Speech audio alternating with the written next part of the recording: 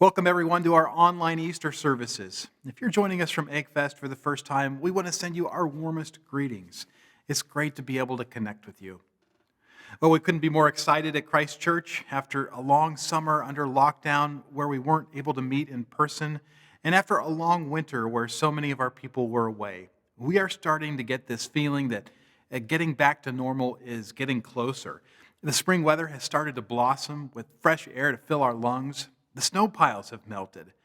And my wife Amy sent me a picture of a small tomato plant that has started to sprout, waiting patiently as we prepare to make a home for it outside. And in the midst of all of this, more and more people have access to the vaccine in our church family. That means we can now start to imagine what it might look like to have more normal services again.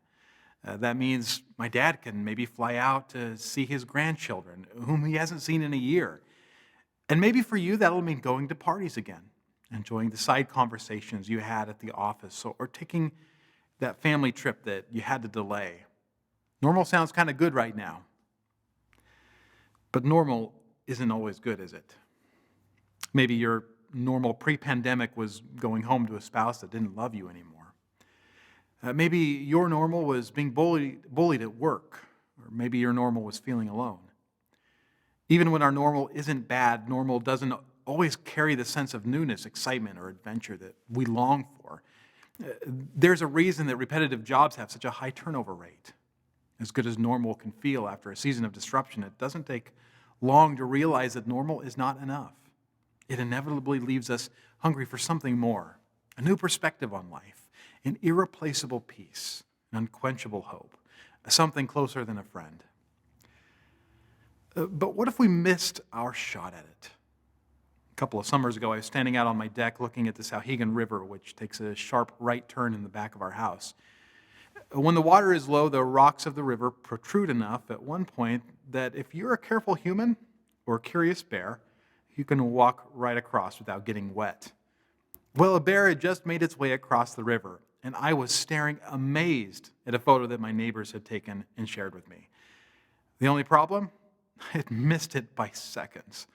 And by the time that I got out on the deck to see what all the buzz was about, our furry friend had made his way off into the woods. Is it possible that we could seize the opportunity for something beautiful, new, and exciting before the moment passes us by? An experience that could capture our imagination and change the course of our lives for the better. Is it possible that moment is now? Whether you're a grandparent eager to reconnect with grandchildren, an employee getting ready to go back to the office, or a student looking forward to your school reopening more. What we're going to talk about today is important. That's because as good as normal can be, we might miss the opportunity to have better connections with people, have better experiences in groups, and be a better person in the midst of them. For you, the world's reopening could be a chance to start fresh. Which brings us to today, to Easter. Is there something in the Easter story that could deliver on our desire for more? That's the question I want to consider with you today. Well, it turns out that we aren't the first people to wonder about the future after a serious disruption. In the wake of Jesus' death on the cross, his disciples were overwhelmed by the sting of losing someone who loved them as they had never been loved. They were in a city they weren't all that familiar with, fearing that the same thing that happened to Jesus might happen to them. Some of them were feeling ashamed that they didn't stand up. And yet underneath the shame and the unimaginable pain of losing Jesus was something else: disappointment. There were tax collectors that walked away from their booths to follow Jesus, fishermen that left their boats and businesses behind to do the same. 3 years of their life had been devoted to following him. I imagine as the reality of Jesus' death started to sink in, one of the disciples, like Peter, might have said, maybe it's time to go back and get on the boat again. Well, they'd left everything to follow Jesus. Sure, it took some time. Some of Jesus' teachings, like love your enemy, forgive 70 times 7, and turn the other cheek, seemed extreme at first. They didn't know whether they could live that out at first or even if they wanted to. But after a while of watching Jesus live it out, the vision Jesus had for them started to make sense. As convention-defying and risky as that kind of life was, it seemed too good not to consider. And Jesus promised that he would bring about a world where it would all make sense. Now he was gone. Where would they go? What were they supposed to do? Going back to normal may not be dynamic, adventurous, and beautiful. Sometimes it might not even be good. But sometimes going back to normal is the most comfortable thing we can do. Well, that's where we find our disciples when we first encounter them after Jesus' death in Luke chapter 24. But notice as we read this text, giving them a possible way forward, that they are still inclined to resist. On the first day of the week, very early in the morning, the women took the spices they had prepared and went to the tomb. They found the stone rolled away from the tomb, but when they entered, they did not find the body of the Lord Jesus. While they were wondering about this, suddenly 2 men in clothes that gleamed like lightning stood beside them. In their fright, the women bowed down with their faces to the ground, but the men said to them, "Why do you look for the living among the dead? He's not here, he's risen. Remember how he told you while he was still with you in Galilee? The Son of Man must be delivered over to the hands of sinners, be crucified, and on the third day be raised again." Then they remembered his words. When they came back from the tomb, they told all these things to the 11 and to all the others. It was Mary Magdalene, Joanna, Mary the mother of James, and the others with them who told this to the apostles. But they did not believe the women, because their words seemed to them like nonsense. Who would have thought that the disciples would be the first skeptics? The women at the grave came looking for a dead body and found a stone that had been moved instead. It took 2 angels to remind them that Jesus himself predicted that he would die and rise on the third day. Why would they overlook such a wild claim when Jesus had performed so many miracles before, even raising the dead himself? The women rushed back to tell the other disciples what had happened, but the remaining disciples had just as hard of a time believing their story. "Nonsense," they said. But how could they too overlook Jesus' prediction when they had seen him do so many powerful things? A statistic that we've brought up from time to time is the fact that one of the greatest predictors of success in life is the zip code you have been born into. It's come up in conversations about social dynamics between different groups of people. But I've thought about that a lot in a different context lately. Why is it so rare for people to break the zip code barrier when there is something better, even if they are fully capable of doing so? Several years ago, I was walking with a longtime friend. We'd been friends longer than I can remember and had been able to maintain that friendship throughout the years. We both grew up in the same small town that was located between a rock and nowhere. After all those years, he hadn't changed much, and I knew him pretty well. It turns out that I wasn't the only one who knew him. After getting out of the military, he was working at a local high-volume farm. The hours were early. He had to get up at 3 a.m. to make it to work on time. The work was hard. He was in his mid-30s, but he talked about his body aches like he was much older. Some of his coworkers really got on his nerves, and the pay wasn't great. He eventually worked up the courage to go to another local farm. He sat down with the employer and got a better offer with better working conditions. My friend gladly accepted the offer and went back to his current employer to inform him about his decision. But his boss didn't want to see him go. He offered him a slight raise. It wasn't as much as the other company was offering. And he couldn't offer a better environment or any of the other promises that came with the other offer. But his current boss had an ace up his sleeve.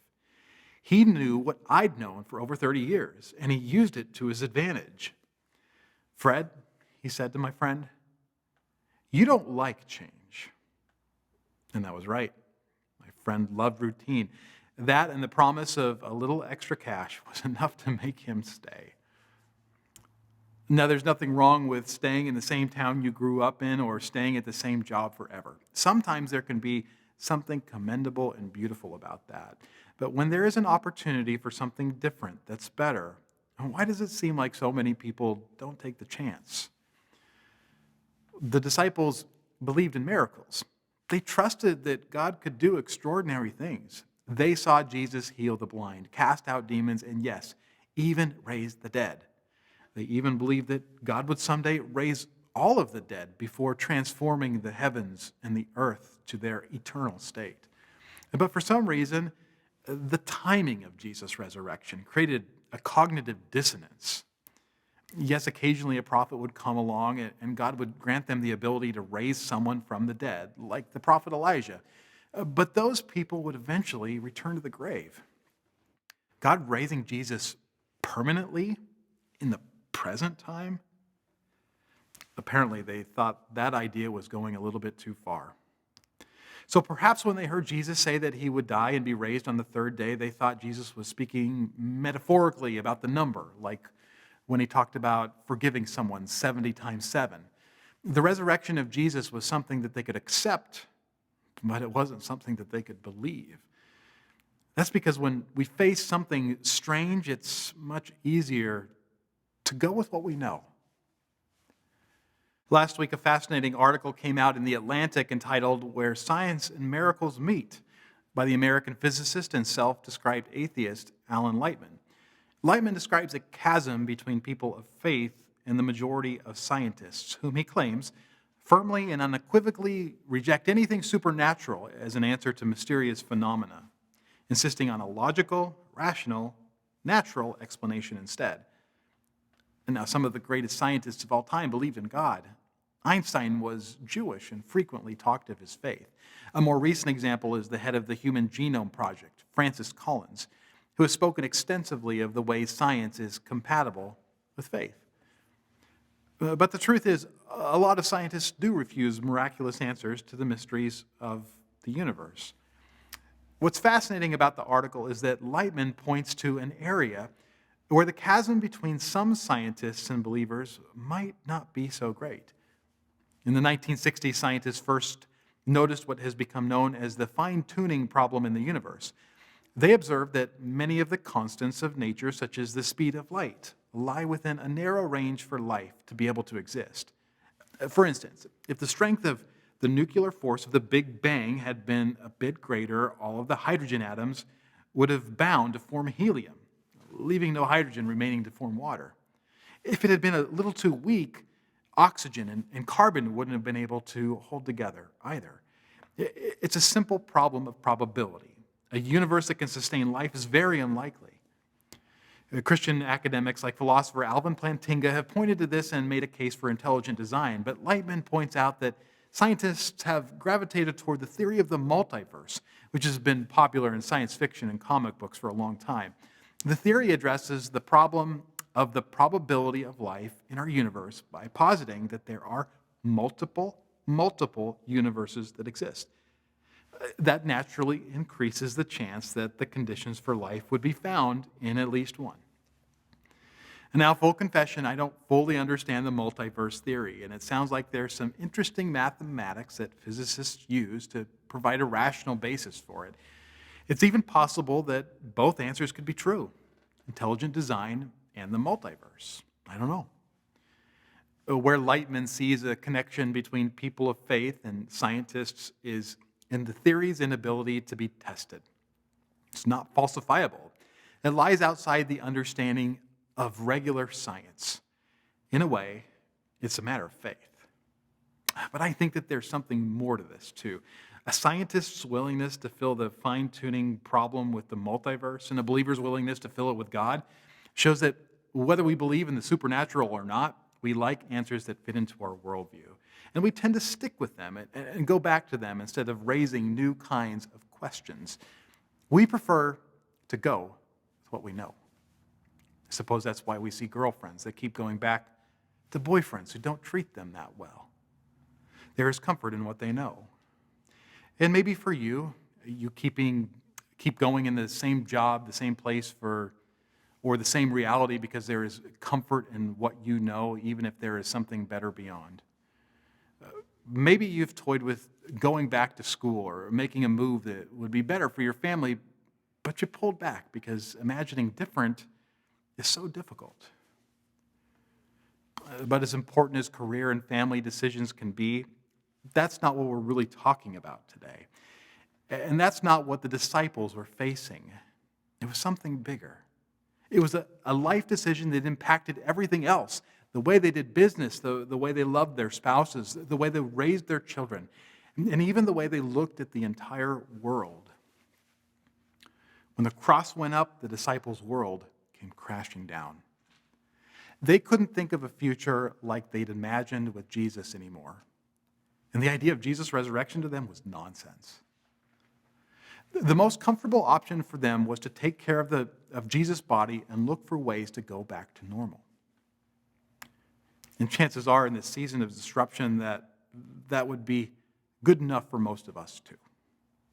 But maybe we are looking for the wrong thing when we're looking for normal. I get the sense that Luke was hoping we might see that as he penned this story. With the poetic turn, he says the women found the stone rolled away from the tomb, but when they entered, they did not find the body of the Lord Jesus. The angels who appeared by their side suggest they are not going to get what they expected. Why do you seek the living among the dead? The answer to the question would have been simple. They had come with spices and perfumes to a tomb. They weren't looking for someone who was alive, but the angels know that. You're looking for the wrong thing, they say. Could we be looking for the wrong thing too? For those of us who look to Jesus, might we be looking simply for a wise teacher instead of someone whom God has entrusted to carry the very keys of life and death?